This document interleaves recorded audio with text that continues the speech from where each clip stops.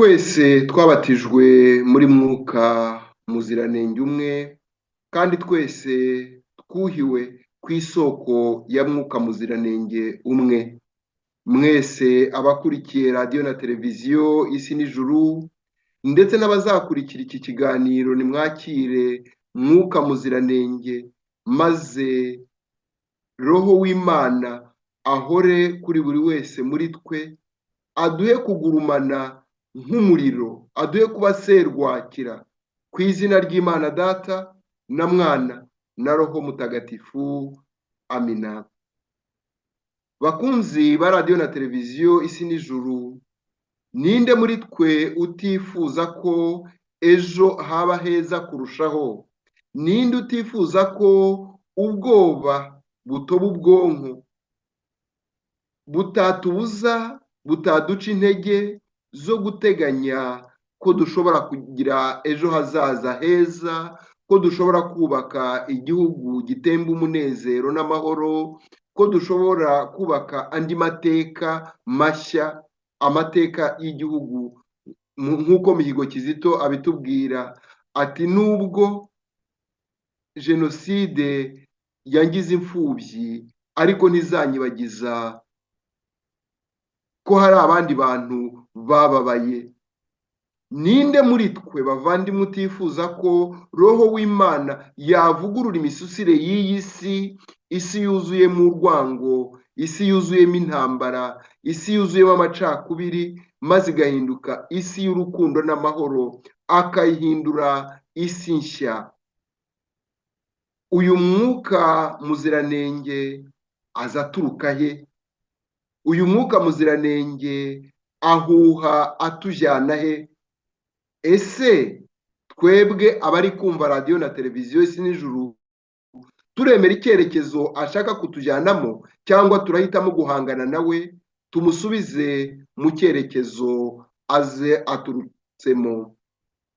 Kwibaza ibi bibazo kuri uyu munsi mukuru wa Pentekosti ni ngombwa rwose, ariko igisubizo kirasharira, igisubizo kirakomeye.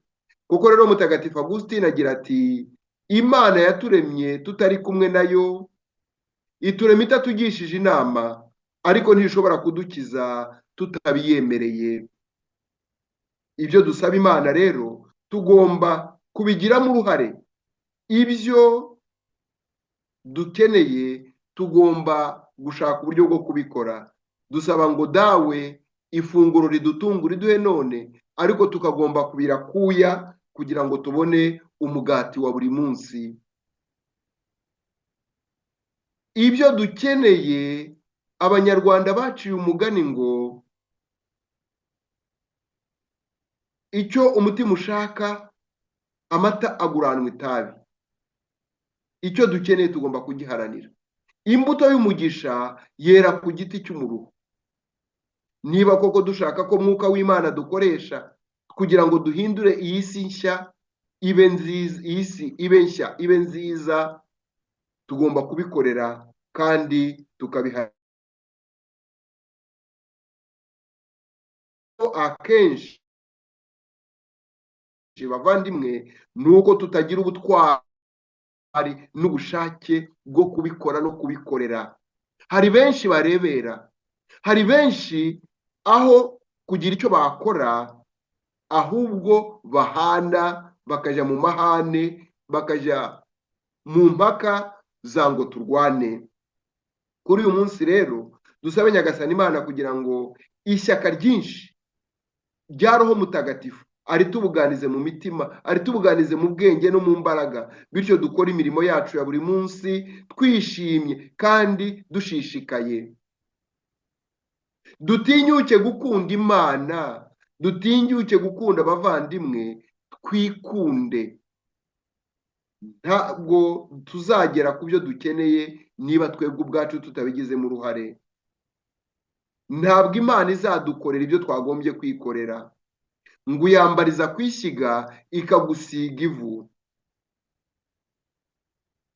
Niba rero tutemeye, tugashaka kuzuyaza cyangwa tugashaka kwiganyira, ntabwo gakondo tuzayigeramo.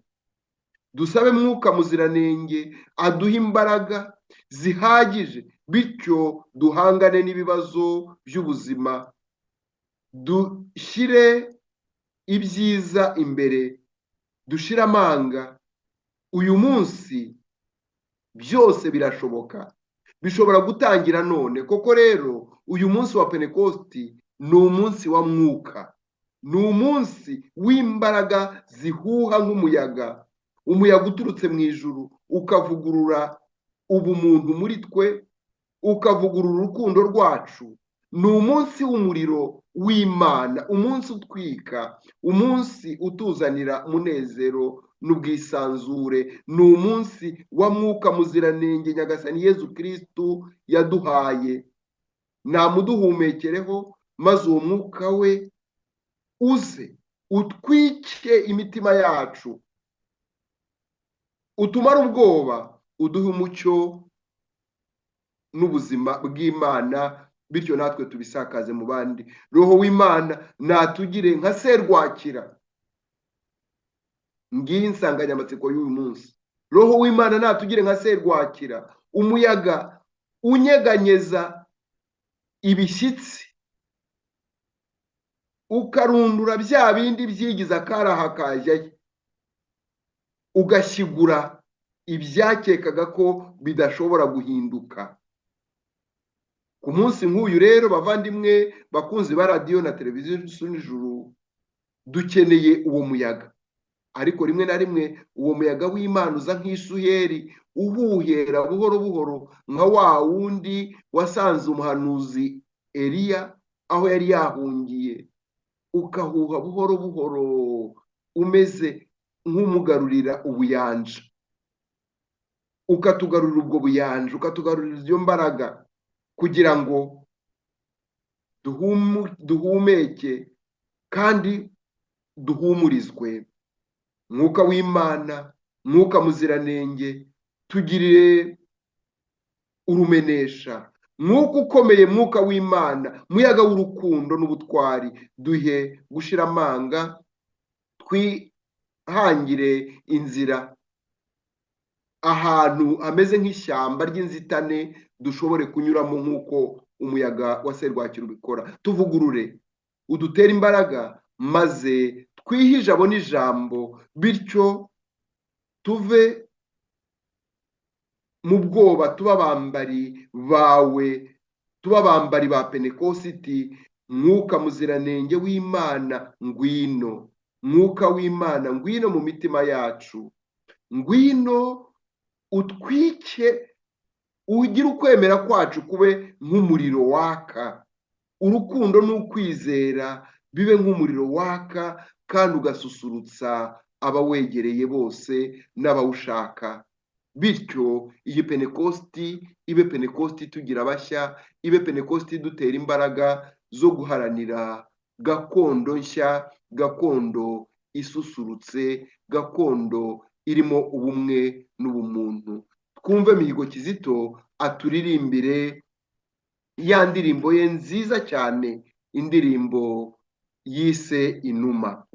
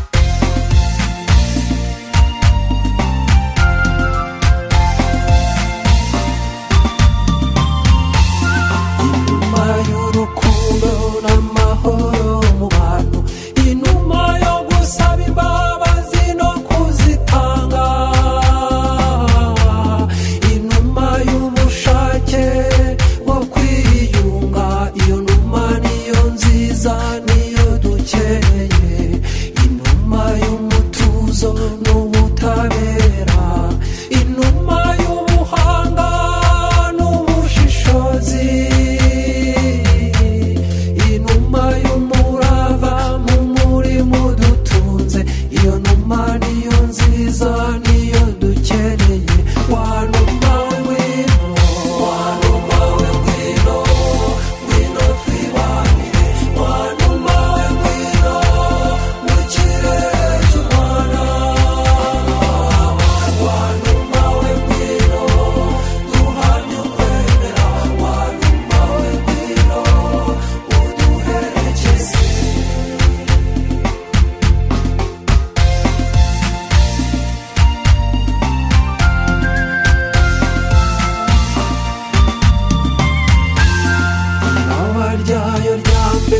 risa n'amaraso, ibaba ryayo rya kabiri nk'amazi, umutwe wayo usa n'umukororombya. Iyo numa niyo nziza, niyo twe twimitse, iguruka iririmba ubudahemuka, iguruka ibyina kubaho no kubana. Intero yayo nimwe niy'ubutagoma, iyo numa niyo nziza, niyo twe twimitse. Wa numa we ngwino, wa numa we ngwino, ngwino twibanire. Wa numa we ngwino mu kirere cy'u Rwanda. Wa numa we ngwino duhamye ukwemera. Wa numa we ngwino uduherekeze.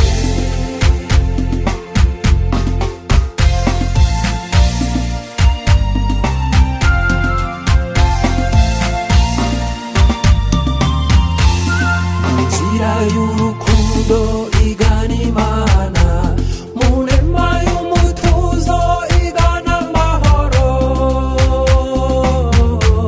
mu ngabire yo kwicisha bugufi by'ingenzi. Iyo numa niho ikunda gukora icyari, yisasira imigenzo y'ubudatenguha, ikiyorosa isengesho ry'ibisingizo, igoboka abahanzi batakigira inganzo. Iyo numa niyo nziza, niyo dukeneye. Wa numa we ngwino, wa numa we ngwino, ngwino twibanire. Wa numa we ngwino mu kirere cy'u Rwanda. Wa numa we ngwino duhamye ukwemera. Wa numa we ngwino uduherekeze.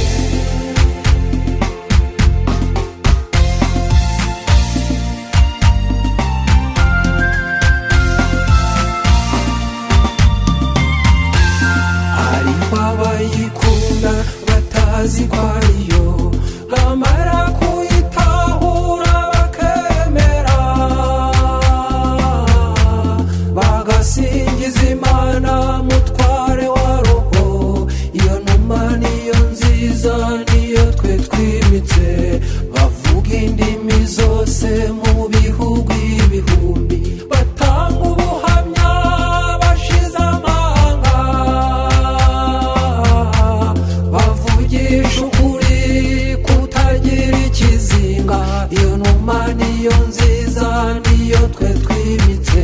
Wa numa we ngwino, wa numa we ngwino, ngwino twibanire. Wa numa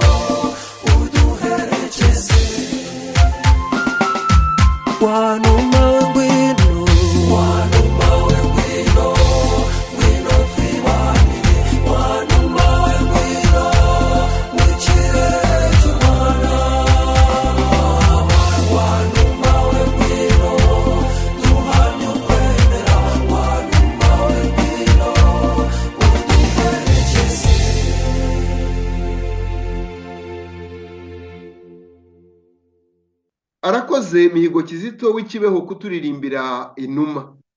Ndagira ngo nsuhuze korari zo muri paruwasi ya Kiziguro. Baribuka ko iyi ndirimbo bashakaga kuririmba kuri Pentekosti mu gihe Kizito yari yarigaruriwe n'abanyapolitiki b'inda cyangwa se bahenda abandi ubwenge. Nkababwira ko iyo ndirimbo ntari kubona impamvu tuyiririmba kuri Pentekosti, ariko hari ibyo Kizito yagiye ambwira nyuma, nza gusanga iyi ndirimbo yarimo ibintu byinshi twagombye kumva. Uwo muyaga nuze, uwo mukororombya nuze, maze byose bibe bishya n'isi ibone guhinduka. Isomo ryo mu gitabo cy'ibyakozwe n'intumwa, umutwe wa mbere umurongo wa mbere kugera kwa 11. Umunsi wa Pentekosti uragera, bose bakaba bakoraniye hamwe. Ako kanya umuriro umeze nk'inkubi y'umuyaga uva mu ijuru, maze wuzura mu nzu bari barimo, nuko haboneka indimi zisa n'iz'umuriro zigabanya zijya kuri buri muntu muri bo. Ubwo bose buzura Roho Mutagatifu, batangira kuvuga mu ndimi uko Roho abahaye kuzivuga. Aho rero i Yerusalemu habaga Abayahudi bubaha Imana, bari baturutse mu mahanga yose ari munsi y'ijuru, ngo bumve urwo rusaku. Rubanda rwose rukoranira, maze barumirwa, kuko buri wese yabumvaga bavuga mu rurimi rwe bwite. Barashoberwa, batangara bavuga bati, mbese aba bose bavuga si Abanyagalileya? Bishoboka bite se ko buri muntu muri twe abumva bavuga mu rurimi rwe kavukire, baba Abapariti, Abamedi n'Abaramu, baba abatuye muri Mesopotamiya, muri Yudeya no muri Kapadosiya, muri Ponti no muri Aziya, muri Furugiya no muri Pamfiliya, mu Misiri no mu turere twa Libiya duherereye Sirini, baba abashyitsi baturutse i Roma, Abayahudi kavukire n'abayoboke b'idini yabo, Abanyakireta n'Abarabu, twese turabumva bamamaza mu ndimi zacu bwite ibitangaza by'Imana. Iryo ni ijambo ry'Imana. Dushimiye Imana. Iri somo ryo mu gitabo cy'ibyakozwe n'intumwa ni isomo rifungura amarembo, ni isomo ritangiza igihe cya Kiliziya. Yezu Kristo yashoje ibyo yagombaga gukora. Iki gitabo cya kabiri cya Luka kiradutekerereza iby'intumwa zakoze, ariko iby'intumwa zakoze ntabwo ari ku bwabo, ahubwo ni kubw'imbaraga bahawe na Roho Mutagatifu. Turi ku munsi rero wa Pentekosti. Ni umunsi ukomeye cyane mu gihe cy'Abayahudi, kuko ari umunsi w'amahema, cyangwa se umunsi wo guhimbaza iminsi 50 bahawe amategeko na Musa. Uyu munsi rero abantu baturukaga imihanda yose baje i Yerusalemu, nk'uko twabyumvise. Cyane cyane twumvise Abanyafurika bari bagiyeyo, twumvise Abanyamisiri, twumvise abo muri Libiya, twumvise n'ibiki byose.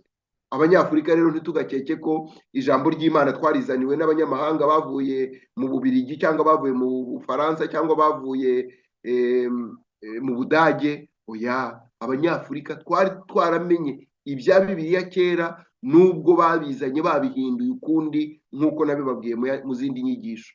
Ahangaha gusa icyo nshaka gutindaho, ndashaka gutinda gato cyane ku gice cya nyuma. Muri iri somo ngo buri wese yabumvaga bavuga mu rurimi rwe kavukire. Igitangaza ntaho kiri. Igitangaza ntago kiri mu kuvuga mu ndimi tudidimanga nka bya bindi twumva muri zangirwamadini zo hirya no hino. Uyu munsi tuyakumva tukumva umuntu yangijweho kuvuga ibitumvikana, ngo Roho Mutagatifu yamuhaye kuvuga indimi. Kuvuga indimi ntago ari ukudidimanga, ntago ari ahubwo umuntu avuga mu rurimi undi muntu nawe akabyumva. Mvuga mu Runyarwanda, uwumva Urusupanyoro, Ikigereki, Igifaransa akanyumva undi kuvuga mu rurimi rwe. Niko hano byanditse batubwira. Igitangaza kiri mu kumva ijambo ry'Imana urivuga wese ukamwumva uhereye ku marangamutima yawe, uhereye ku muco wawe, uhereye ku myumvire yawe. Ahangaha niho kiliziya ikomeje guharanira kugera.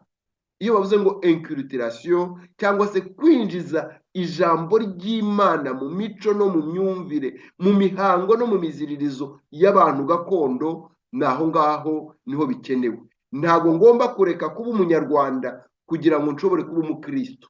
Ntago ngomba kureka kuba umurundi cyangwa se umugande cyangwa umunyatanzania cyangwa se umufaransa cyangwa kugira ngo mboje kuba umukristo.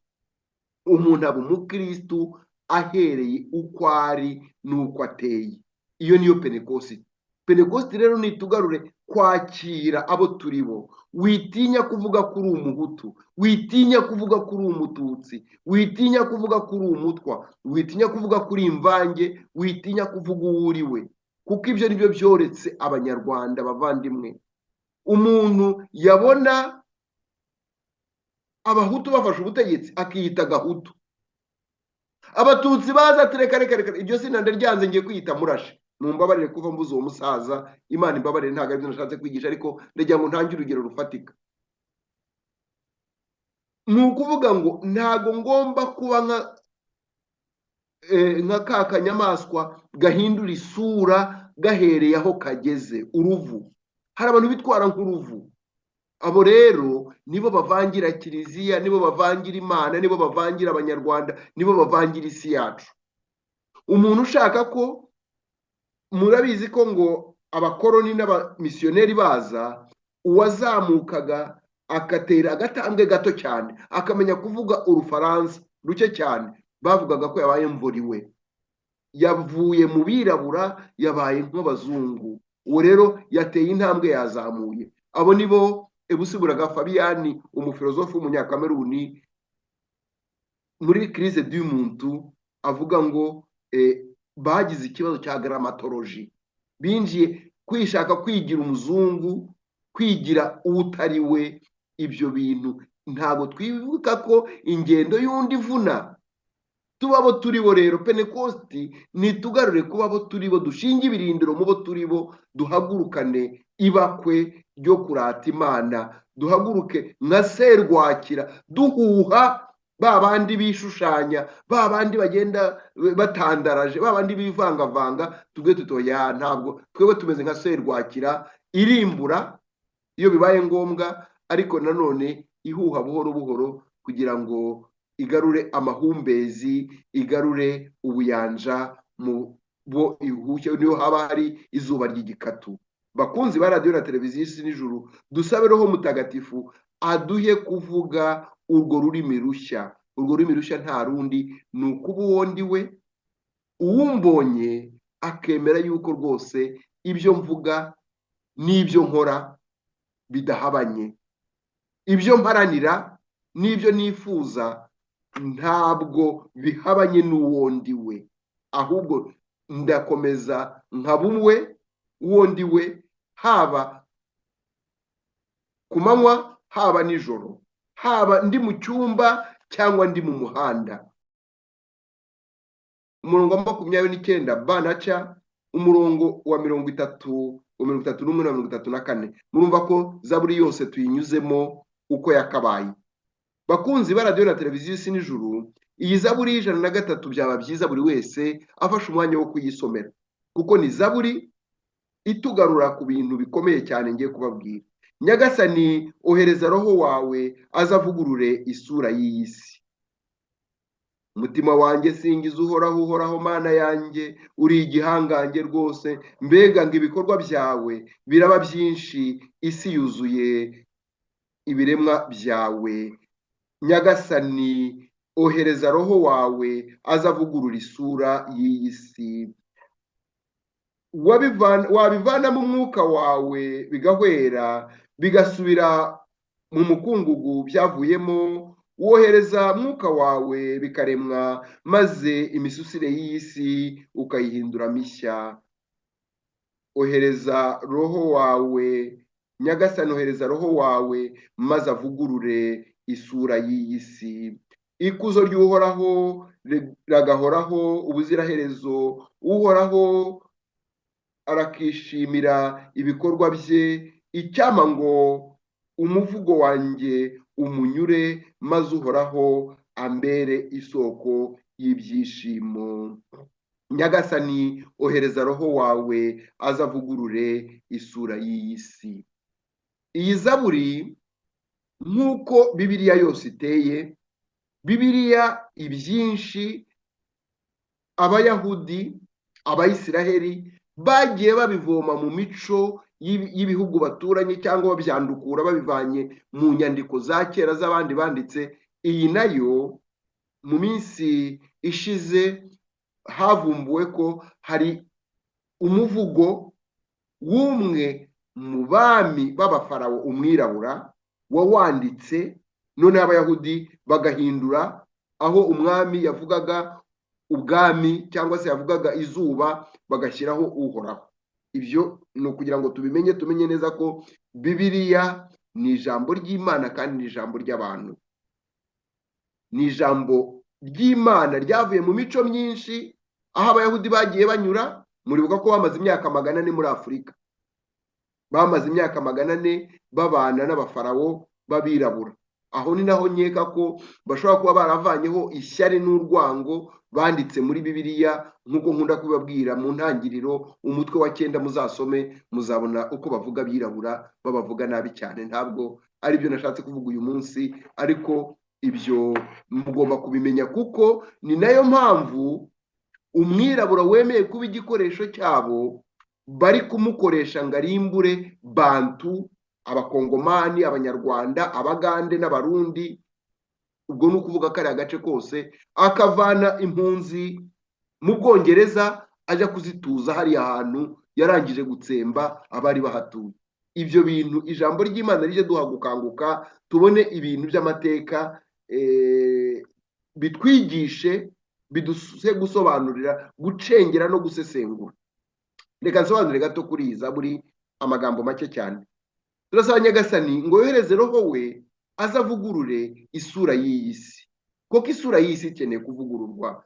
Turabona uko abantu bari kwicana hariya mu burasirazuba bwa Kongo, kwirwa tubona imirambo, batwereka amafoto. Biteye agahinda, biteye agahinda kumva kubera gushaka ubukungu bwa Kongo hari abakongomani babitikiriramo. Navuga ya magambo Papa Francisco wavugiye muri Kongo ati, nimuvane ibiganza byanyu muri Kongo. Kongo ntabwo mugomba kuyisahura. Abanyamahanga nibabyumve kandi bumve ko batagombye gusahura Afurika. Ibikoresho by'abanyamahanga biri muri Afurika nabyo tubibwire tuti, Nyagasani niyohereze roho we azavugurura imitima yabo, avugurura isura y'umutima yabo yuzuyemo ubugome n'ubwicanyi, yuzuyemo kwifuza iby'abandi no kwiba. Dusaba inema yo kutifuza iby'abandi, kutifuza kwiba no kwica, kugira ngo dutere imbere. Umuvugo urakomeza uti, mutima wanjye singiza uhoraho, uhoraho Mana yanjye uri igihangange rwose. Kumenya ubuhangange bw'Imana ntabwo ari uko buri kure cyane, ahubwo tubibonera mu buzima bwa buri munsi, tubibonera muri bwa buzima tubamo uko dumeze. Imana yatugize natwe utumana duto, turi ibihangange. Mbega ngo ibikorwa byawe Nyagasani biraba byinshi, isi yuzuye ibiremwa byawe, byose ni iby'Imana, ariko natwe turi ab'Imana kandi Kristo Imana ni uwacu. Ibyo ni Pawulo bitubwira. Ni ukuvuga ngo nta kimana yatwimye, Imana yaduhaye byose, ahubwo ikibi ni uko bamwe bashaka kwikubira ngo babone byose, abandi basigarana ubusa, batunge byose n'ibyamirenge ku ntenyo, barye bagwa ivutu, abandi bicwa n'inzara kandi bicira isazi mu jisho. Iby'Imana yaduhaye rero, roho w'Imana naza dufashe kugira ngo twige kubisangira no kubisaranganya. Nta n'umwe wishyize imbere nk'akaguru karwaye ibisebe. Ibyo biremwa byose rero, umuririmbyi aragira ati, wabivanamo umwuka wawe byasubira mu mukungugu aho byaturutse. Turabibona ibyo byose. Iyo umwuka w'Imana iyo tuvuyemo, iyo umwuka udushizemo, duhinduka nk'ibitaka, tujya mu mva tukabora, ariko kubera uwo mwuka w'Imana ntabwo turangirana n'urupfu. Nyuma y'imva hari ubundi buzima, nyuma y'ubu buzima buzima hari ubundi buzima buzira kuzima Nyagasani yatuzigamiye. Ibyo nibyo bya bibazo twibazaga kare mu ntangiriro dutangira mu isobanurampamvu. Ntabwo turangirira kuri iyi si. Mwuka w'Imana aduhuha tuganisha ku Mana, tuva ku Mana tuza kuri iyi si, tukava kuri iyi si tugana Imana. Duharanire rero kugana Imana Nyagasani, tuyiyoboke, dukunde ibyiza Imana ishaka kutugezaho, kandi ikuzo ry'Uhoraho riragahoraho nk'uko Izaburi bivuga, rigahoraho ubuziraherezo. Uhoraho arakishimira ibikorwa byawe n'ibikorwa byanjye. Icyampa ngo umuvugo wanjye umunyure, maze Uhoraho ambere isoko y'ibyishimo. Reka twumve isomo rya kabiri. Isomo ryo mu ibaruwa ya mbere Pawulo Mutagatifu yandikiye abakristo b'i Korinto, Abanyakorinto, umutwe wa 12 umurongo wa 3b, umurongo wa 7 kugeza ku murongo wa 7, umurongo wa 12 kugeza ku murongo wa 13. Baragira bati: bavandimwe, ntawe ubwirizwa na Roho w'Imana ngo agira ati Yezu arakaba ikivumwe, nk'uko nta uvuga ngo Yezu ni Nyagasani atabibwirijwe na Roho Mutagatifu. Koko rero buri wese ahabwa kugaragaza ibyo Roho w'Imana amukoreramo ngo bigirire akamaro bose. Mu by'ukuri umubiri ni umwe kandi ugizwe n'ingingo nyinshi, ariko izo ngingo zose nubwo ari nyinshi zigize umubiri umwe. Niko bimeze no muri Kristo. Twese twabatijwe muri Roho umwe ngo tube umubiri umwe, twaba Abayahudi cyangwa Abagereki, twaba abacakara cyangwa abigenga, twese twuhiwe Roho umwe. Iryo ni ijambo ry'Imana. Dushimiye Imana. Bakunzi ba radiyo na televiziyo Isi n'Ijuru, bakristo bavandimwe, namwe mukurikira Isi n'Ijuru kandi mugakunda n'ibiganiro byacu, iri somo Pawulo Mutagatifu yandikiye Abanyakorinto ni twebwe uyu munsi turibwiwe. Ntabwo Roho w'Imana yatwigisha gutuka Imana. Ntabwo Roho w'Imana yatwigisha kuvangira Imana. Pawulo aragira ati ntawe ubwirizwa na Roho Mutagatifu ngo agira ati Yezu arakaba ikivumwe, cyangwa se ngo avuge ngo Yezu ntabwo ari Nyagasani. Ahubwo Roho w'Imana ni utubwira ko tuvuga ko Yezu Kristu ari we Nyagasani, ari we ufite byose, ari we nyir'ububasha, ari we Mana yacu, ari we dukesha ubuzima, kubaho no kugira amahirwe. Ibi rero bitwibutse rya jambo Bikira Mariya yavugiye i Kibeho ngo ukwemera n'ubuhakanyi bizazana. Harimo abaza batabwirijwe na Roho Mutagatifu, ahubwo babwirijwe no gushaka imyanya, babwirijwe no gushaka inzego. Abo ngabo bari hose, haba muri kiliziya, haba muri politiki. Abo rero, abo nibo bavangira bagenzi babo. Nibo batazi ko ingabire buri wese yahawe, inema buri wese yahawe, yayiherewe kugira ngo agirire akamaro buri wese, ngo bigirire akamaro bose. Bose. Ntabwo ari ukungirira akamaro njyewe jyenyine, cyangwa ngo bigirire akamaro abanjye, cyangwa bigirire akamaro inshuti zanjye, cyangwa bigirire akamaro abo dusangiye ubwoko n'ubuvandimwe. Ni ukugira ngo bigirire akamaro bose. Iri jambo bose rirakomeye. Kuva mu majyaruguru ujya mu majyepfo, kuva uburasirazuba ujya uburengerazuba. Ni ukuvuga ngo nta kwironda, nta kugira amacakubiri, ahubwo ijambo ry'Imana riradusaba ngo buri wese yumve ko abereyeho mugenzi we. Buri wese arashaka kugendana na mugenzi we. Dukeneye kugendana, nta wirukanka ngo asige abandi, cyangwa se nta usigara inyuma ngo atsite ibirenge. Twese tukagendera hamwe. Mu bakristo gatolika tugendera hamwe. Ntabwo bimeze nka cya gitabo abaporoso bakunda kwigishirizamo, ngekeka ari cy'abadivantisite sinibuka neza, cyo bita ngo ni umugenzi. Umukristo yarirukankaga agasiga abandi bagasigara inyuma. Ntabwo ibyo ni kapitalisme sauvage, cyangwa se igwiza mutungo ritareba abo ryagombye gukorera. Mu by'ukuri umubiri ni umwe. Aha Pawulo aravuga ibintu bikomeye. Ntabwo Imana ikiza roho gusa, ahubwo turi umubiri urimo roho iri mu mubiri. Bimwe Musenyeri Bigirumwami yakundaga kuvuga, avuga ngo umubiri utarimo roho ni umuzimu, umubiri utarimo roho ni intumbi, roho itari mu mubiri ni umuzimu. Ntabwo tugomba kubaho nk'abazimu cyangwa ngo tubeho nk'intumbi. Tugomba kubaho nk'abantu bazima, bafite uwo mubiri, bafite roho, bafite umutima, bafite ubwenge. Ngaho aho twakura kuba nka serwakira, tukaba nk'umuyaga uhuha, tukaba nk'umuriro utwika, ariko udatwika byose, kuko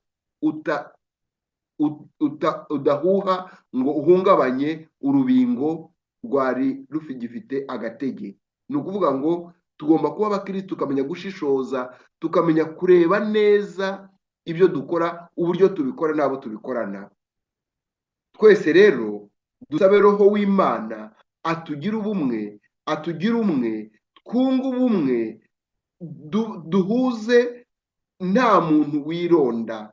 Pawulo ararangiza agira ati baba Abayahudi cyangwa Abagereki. Ni ukuvuga ngo baba baturutse mu burengerazuba bw'isi, kuko mu burengerazuba byavugaga mu mwijima, Occident, mu mwijima, n'abo mu burasirazuba baturutse aho izuba rirasira nyine bafite urumuri. Ariko ibyo ngibyo bo bose dusangiye Imana. Bavuga Abayahudi cyangwa abirabura cyangwa abazungu, baba Abahutu cyangwa Abatutsi, baba Abatwa cyangwa baba Abakongomani cyangwa Abarundi, twese duhujwe n'ikintu gikomeye. Isano dusangiye isumbi y'amaraso. Twumve iyi ndirimbo, ndabisoma, ni Veni Creator cyangwa se Ngwino Roho Mutagatifu. Uyu munsi hari sekanse, icyo bita sekanse ya Pentekosti, ariko nabahitiyemo Ngwino Roho Mutagatifu. Dusenge rero. Ngwino Roho Mutagatifu, ngwino Roho Muremyi, ngwino usure roho zakuragijwe, iyo mitima wiremeye yigwirize inema mu ijuru. Wowe bita umuvugizi, ingabire y'Imana yo mu ijuru, soko ihoraho, kibatsi cy'urukundo n'umukiro wa roho zacu.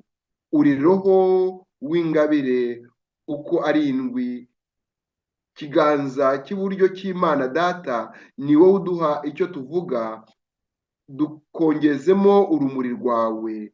Buganiza urukundo mu mitima yacu, umubiri wacu w'imbaraga nke ushyikirize imbaraga zawe, umwanzi umwigize kure yacu.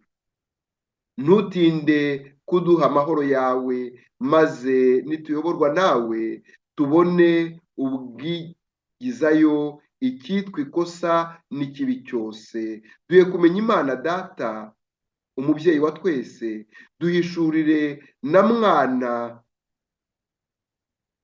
nawe, kandi Roho udukiza, uduhe kwemera iteka.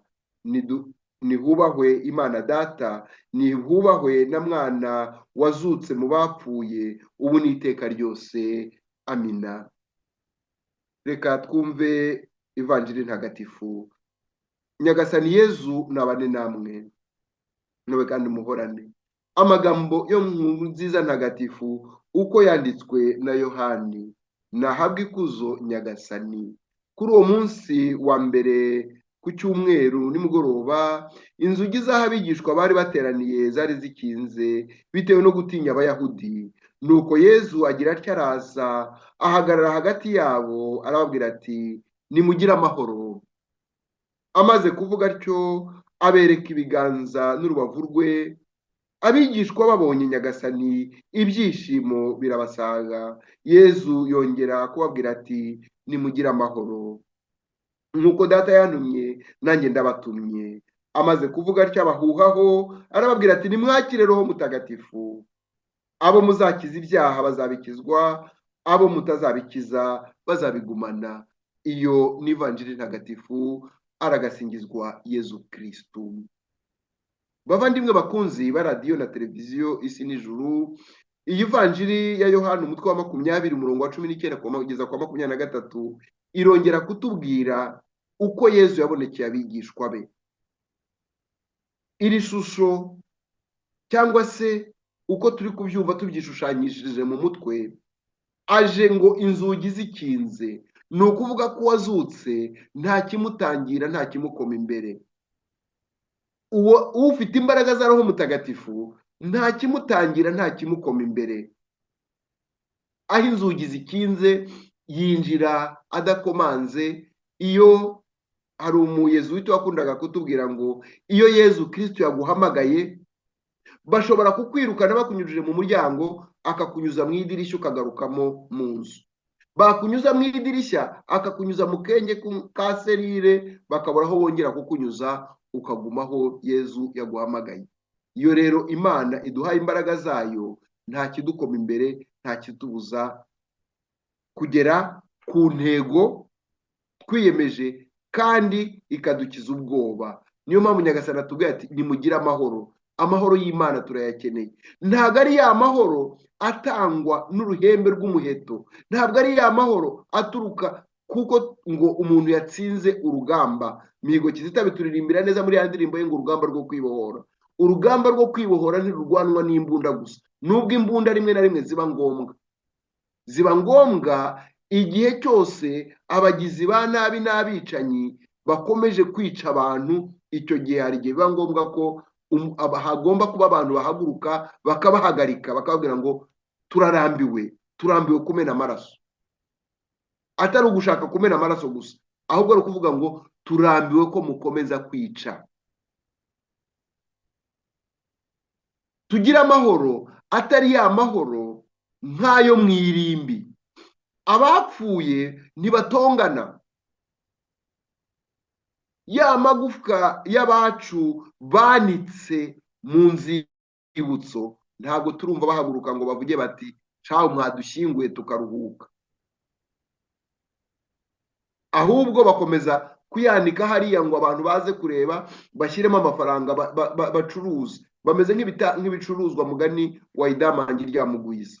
Nakomere ahari mu buroko, uri intwari, ntuzatezuke ku rugamba ngo usubire inyuma, ngo utsitare ku bitsinsino. Nta gutsitara ku bitsinsino. Iyo watangiye uru rugamba ukomeza imbere, nta gusubira inyuma ngo utsitare ku bitsinsino. Uwemera ugatsitara amano, ugakubita umutwe ukawuhonda ku rukuta, ariko icyo gihe ukaba nk'Abayahudi bahora bahonda umutwe ku rukuta, ku gisika, bashaka kugira ngo Imana ibumve, Nyagasani abahe gutsinda. Nawe rero ukurikiye radiyo na televiziyo isi n'ijuru, nkwifurije kugira amahoro, nkwifurije kumva ayo mahoro atangwa nuko niyo haba intambara, niyo haba urugomo, nta kimbuza gutuza no gutekana. Namwe abarahari intambara, cyane cyane bakongomani, nimuhumure, nta mvura idacya, nimuhumure, nta joro ridacya, nimuhumure. Imana ntabwo yabibagiwe. Imana ibakunda kandi bahoza ku mutima, ifite umunsi wayo wagennye, izabibuka. Mwibuke ka karirimbo Kizito Mihigo aririmba avuga ngo ibyago bitugwira ntabwo Imana ari ibiduteza, ahubwo iremera bikatubaho kugira ngo bitubere inkuyo. Ni ukuvuga rero wa mugani dukunda guca abanyarwanda uvuga ngo byago ntukabure ariko byago ntugahore. Ibyago biri kutugwira muri kariya karere bitwigishe, bidutoze guharanira isi ifite isura nshya, guharanira Afurika y'ibiyaga bigari irangwa n'isura nshya, irangwa n'uburundi buranga butari ubw'urugomo n'ubwicanyi. Yezu Kristo amaze kuvuga ati mugire amahoro, ngo yaberetse ibikomere bye, ibimenyetso by'uko we yumviye Imana imana kuruta uko yumviye abantu. Abantu bakamubamba ku musaraba, abantu bagahinguranya icumu n'urubavu rwe, bakamutera ibyo bikomere n'ibisare bigaragaza yuko we, aho kugira ngo atatire igihango cy'imana, yemeye gupfa. Akaba mugani w'abaturanyi bacu b'abarundi bavuga ngo aho kuba imbwa noba imva. Yezu Kristu amaze kubereka ibiganza bye, abahuhaho mwuka we, wa mwuka twasabye muri ya ndirimbo Veni Creator, bya bindi twavuze tugitangira. Uwo mwuka turawukeneye ngo uduhindure nka serwakira, uduhindure nk'umuyaga uhuha, uduhindure nk'umuriro utwika, kugira ngo dushobore kubaka isi nshya duhereye kuri twebwe ubwacu. Tube bashya, buri wese naba mushya, mugenzi we akaba mushya, byanze bikunze twese tuzaba bashya, ibintu byose tubihindure bishya. Ntutegereze ko abandi bahinduka kugira ngo ubone guhinduka. Ntutegereze guhindura abandi kuko ntiwabishobora. Hinduka, ibintu byose bizahinduka bishya. Abahuhaho mwuka we, avuga ati mwakire Roho Mutagatifu, natwe twakire Roho Mutagatifu. Uwo Roho w'Imana atuvugurura tugire bashya, atwereke icyo dukwiye gukora igikwiye n'igihe tugomba kugikorera. Tubaho tugomba kuba, tube abo turi bo, tubaho tugomba kuba, dukora icyo tugomba gukora. Ngicyo icyo twasaba Imana uyu munsi. Yesu ati abo muzakiza ibyaha bazabikizwa. Ubwo bubasha Nyagasani aduhaye bwo gukiza ibyaha nibwo bwa bundi nababwiye, bw'uko abanyabyaha bahabwa rugari, nuko abanyakuri baceceka. Abanyamakosa bahabwa ijambo, kuko abadashaka amakosa tubareka bakavuga, bakiha ijambo, bakaduhungeta nk'uko bavuga. Umugani wa Mako, tubambure mikoro, tubambure ijambo, ahubwo twihe ijambo n'ijambo rituma tuvuga tuti harakabaho Imana Nyagasani iduhaye Roho Mutagatifu, Roho utumara ubwoba, Roho uduha imbaraga zo kuvuga igikwiye no kugitunganya mu gihe gikwiye. Twumve Mihigo Kizito turirimbire ati nyina wa jambo uri izuba.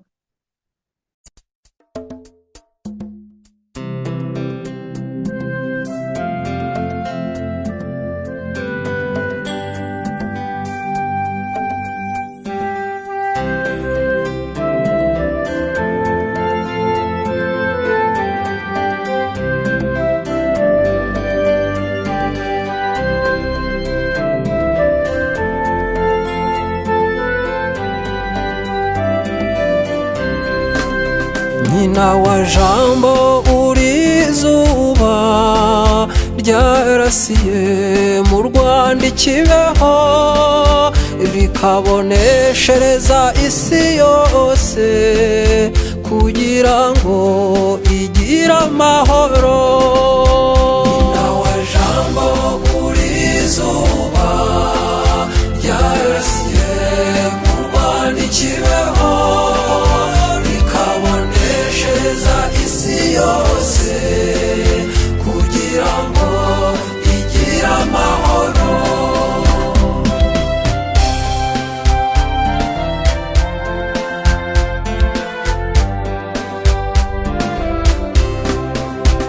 Uru rugendo dukora mu isi, Imana igenda irudufashamo, kugeza ubwo yatwihereye Yezu ngo atubere icyitegererezo, ngo atubere jambo rya rurema.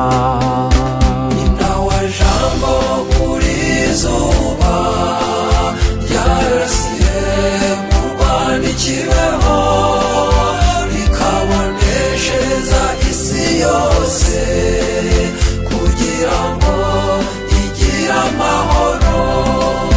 Nyina wa jambo uri izuba ryarasiye mu Rwanda ikibeho, rikaboneshereza isi yose kugira ngo igire amahoro.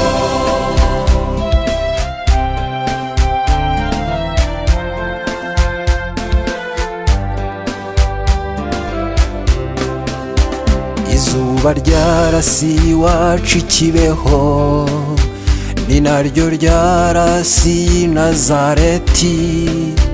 Ibishashi by'urumuri ritanga nibikwire mu Banyarwanda, nibikwire muri Isirayeli. Inawa jambo muri izuba ryarasiye mu Rwanda i Kibeho, rikaboneshereza isi yose kugira ngo igire amahoro. Inawa jambo muri izuba ryarasiye mu Rwanda i Kibeho, rikaboneshereza isi yose kugira ngo igire amahoro.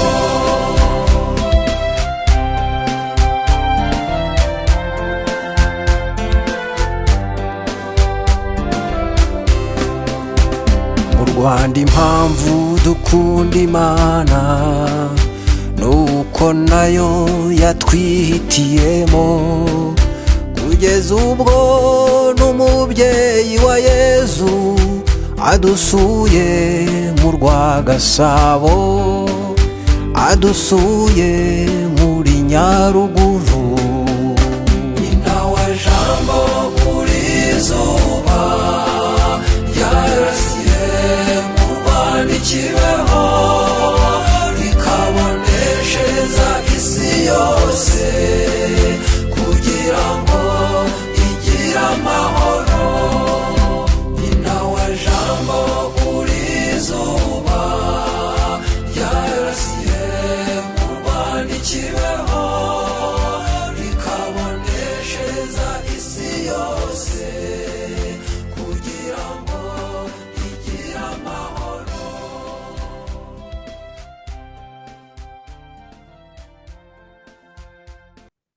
nyina wa jambo uri izuba ya Mihigo Kizito, ndayibatuye mwese.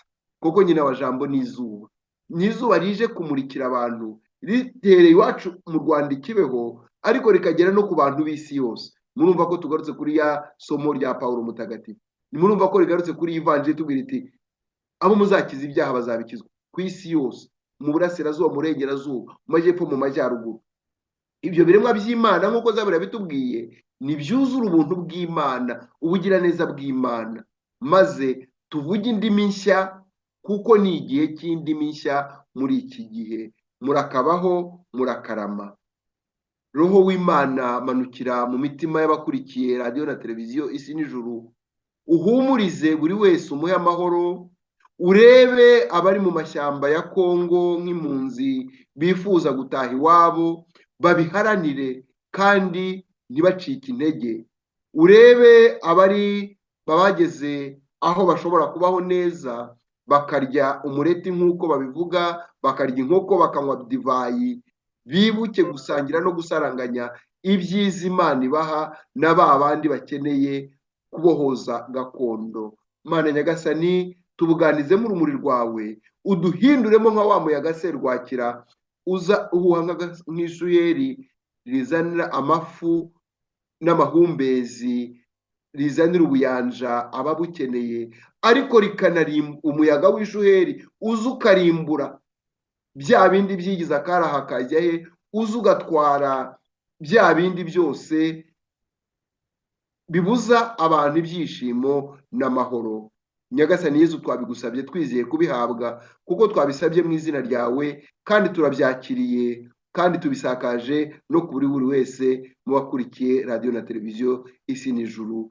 Nyina wa jambo w'ikibeho, udusabire. Nyina wa jambo w'ikibeho, udusabire. Mugabekazi wa Kibeho, udusabire. Nyagasani Yezu nabane namwe, nawe kandi muhorane.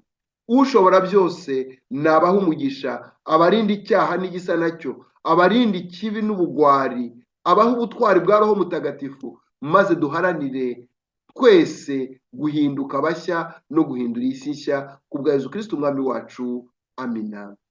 Yezu Kristo we uduhuhaho akaduha mwuka we, naduhuheho maze mwuka twuzure, aduhindure bashya, atugire nk'uwo muriro utwika ikibi ugasusurutsa icyiza. Tubisabye twizeye kubihabwa kubwa Yesu Kristo umwami wacu, amina.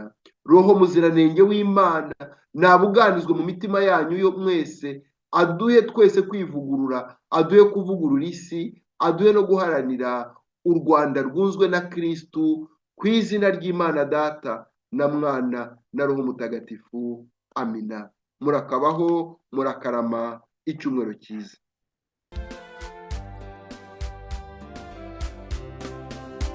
komeza utube hafi Mana rurema, duhore hafi nawe Bikira Mariya, tukuvuge mutoni mu bakobwa, tukurate nyina wa Jambo, tukurate rembo rya Rugira. Nyina wa Jambo uri izuba ryarasiye mu Rwanda ikibeho, rikaboneshereza isi yose kugira ngo igire amahoro. Nyina wa Jambo uri izuba ryarasiye mu Rwanda ikibeho, rikaboneshereza isi yose kugira ngo igire amahoro. Nyina wa Jambo uri izuba ryarasiye mu Rwanda ikibeho, rikaboneshereza isi yose kugira ngo igire amahoro. Nyina wa Jambo uri izuba ryarasiye mu Rwanda ikibeho, rikaboneshereza isi yose kugira ngo igire amahoro.